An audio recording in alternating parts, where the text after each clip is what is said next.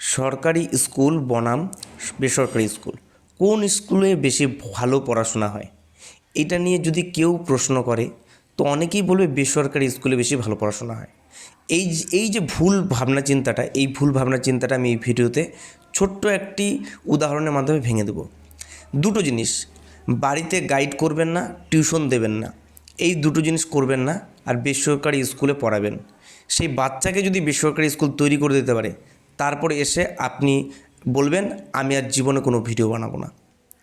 অর্থাৎ মাঝখানে দাঁড়িয়ে রয়েছে অভিভাবকের দায়িত্ব।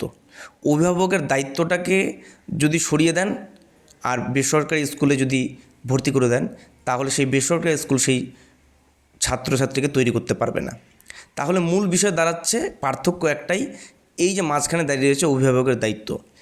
যেই অভিভাবকরা দায়িত্ব নিতে চান না, তারাই সরকারি স্কুলে ভর্তি করে রেখে দেন আর নিজের দায়িত্বগুলো পালন করেন না আর বলেন যে স্কুল পড়ায় না। আর বেসরকারি স্কুলে যারাই দেন তারা কিন্তু বাড়িতে গাইডও করেন, টিউশন দেন, একটা নয় দুটা নয় তিনটা টিউশন দেন।